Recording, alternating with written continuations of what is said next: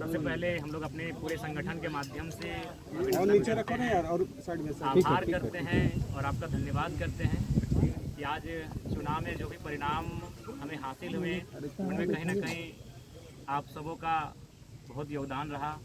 आप सबों ने हम जैसे नौयुवाओं को अपने चैनल में स्थान दिया, हमारे विचारों को गांव-गांव तक लेकर जाने का प्रयास किया। इसके लिए आप सबों का हम लोग तहे दिल से आभार प्रकट करते हैं, अभिनंदन करते हैं। और साथ ही साथ आज ही हमारे 18 जून है, यानी एक साल पहले ही हम लोगों ने राजनीतिक इलेक्ट्रल पॉलिटिक्स में कदम रखने का घोषणा किए थे, फैसला किए थे बलियापुर की मिट्टी से। तो आज साल भर हुए हैं, उसको भी लेकर हम लोग शुभकामनाएँ सबों को। और साथ ही साथ झारखंड के तमाम मतदाताओं को आभार करते हैं जिन्होंने हमें पहले चुनाव में फर्स्ट अटैम्प्ट में एज ए हमारे सभी प्रत्याशी निर्दलीय लड़े और उनको लगभग 8.5 लाख के आसपास मत प्राप्त हुए। इसके लिए पूरे झारखंड के जनमानस का आभार व्यक्त करते हैं। और साथ ही साथ हम गिरिडीह से उन तमाम पोस्टल बैलेट के माध्यम से मत देने वाले तमाम मतगणना कर्मियों का आभार प्रकट करते हैं, क्योंकि वहाँ मैक्सिमम जो होते हैं वो मैक्सिमम ही सबके सब एजुकेटेड लोग होते हैं, सब सरकारी नौकरी अर्ध सरकारी नौकरी को करने वाले लोग होते हैं। और उन्होंने सबसे ज़्यादा मत मेरे पक्ष में किया है, लगभग 5000 मत मुझे मिले 10,000 में। तो तमाम मतगणना कर्मी जिन्होंने मतदान किया है उनका एक बार पुनः विशेष आभार। इस राज्य की जनता का बहुत बहुत आभार, जिनके माध्यम से आज हमें एक हौसला मिला है, एक नई ऊर्जा मिली है। और साथ ही साथ हम लोग आशा करते हैं, उम्मीद करते हैं कि जिस उम्मीद के साथ राज्य के जनमानस, राज्य की जनता हम लोग पर आस जता रही है, उस पर हम लोग खरा उतरने के लिए आगामी विधानसभा के चुनाव में मजबूती के साथ शिरकत करेंगे। और साथ ही साथ केंद्र में जो नई सरकार बनकर आई है उनको हम बधाई देंगे, उनको शुभकामनाएं देंगे और उनसे अपेक्षा रखेंगे कि सबसे पहले जो नीट का मामला सामने आया है, जिसको लेकर काफ़ी चर्चाएं हो रही है, पूरे देश में माहौल गर्म है, इस नीट में जो समस्याएं आई इनका समाधान किया जाए। क्योंकि आज लाखों करोड़ों युवाओं का भविष्य इन परीक्षाओं में तय होता है, इन परीक्षाओं के माध्यम से अपने भविष्य को तय करते हैं। तो जो नई सरकार देश में बनकर आई है उनसे मेरी अपील होगी झारखंड के तमाम मीडिया हाउस के माध्यम से इस समस्या का निदान हो। और साथ ही साथ जो भी हमारे प्रत्याशी जीत कर आए हैं, मैं उनसे इस बात की अपील करूंगा जो पूर्वाग्रह की राजनीति ना करेंगे, वो किसी बूथ को गिनकर किसी के सहयोग करने की राजनीति ना करेंगे।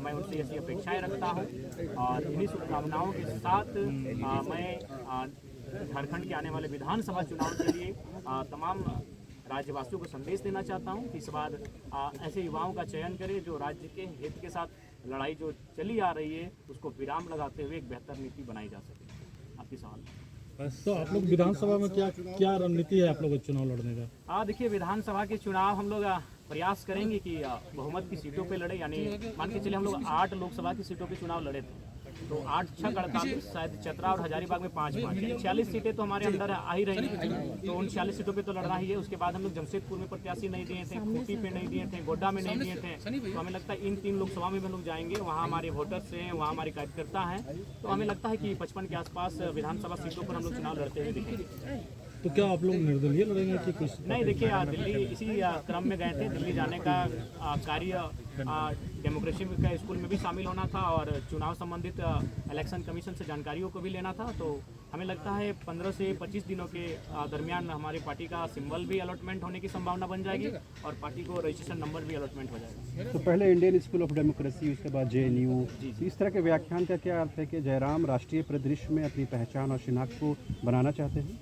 देखिए, मेरा उद्देश्य ये रहा कि जिन मंचों में मुझे अवसर मिला, मैंने वहाँ झारखंड की, मैंने तो आशा किया था कि संसद में झारखंड के विषयों को रखा जाएगा, लेकिन अगर संसद में जाने से हम लोग चूक गए तो कम से कम उन संस्थानों तक हमारे विषय जाने चाहिए जहाँ देश और राज्य के तमाम मुद्दों पर विचार और विमर्श किया जाता है। तो उसी उद्देश्य के साथ मैंने उन आमंत्रण को स्वीकार किया, चाहे इंडियन स्कूल ऑफ डेमोक्रेसी का मामला हो या फिर JNU का मामला हो।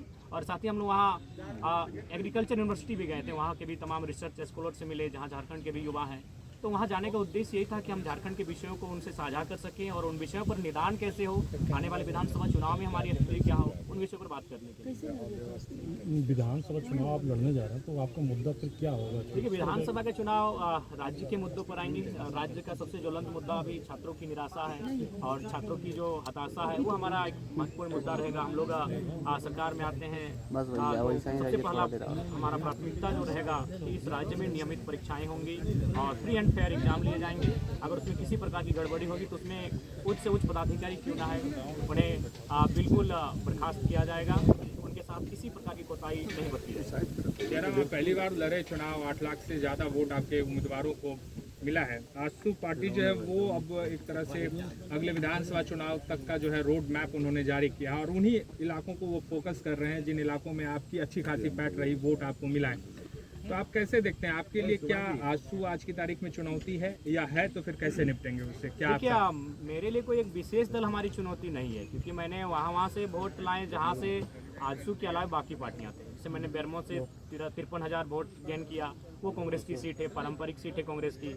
मैंने टुंडी से भी 60,000 वोट लाए, वो झारखंड मुक्ति मोर्चा की सीट है।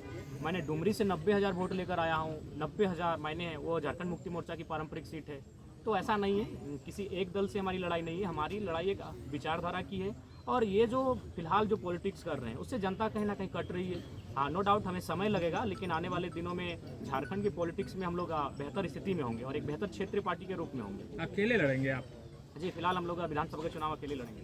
जयराम जी, ये देखा गया चुनाव में कि केवल एक जाति विशेष का वोट दादा, आपको हम हासिल आपसे हुआ। करवत प्रार्थना करना चाहेंगे, आप सभी लोग इंटेलेक्चुअल लोग हैं, एकेडमिक लोग हैं, मीडिया हाउस के लोग, अब इस सवाल से हमें बचने दिया जाए, इस सवाल से हमें रहम किया जाए। 3.5 लाख एक जाति के वोट नहीं है। आप एक एक बूथ को सर्वे कर लीजिए, एक एक गांव, एक एक पंचायत का सर्वे कर लीजिए, 3.5 लाख वोट एक जाति के नहीं है। हाँ, ये सच्चाई है, जो भी बंदा जिस समुदाय का रहता है उस समुदाय का वोट उसका बेस वोटर होता है।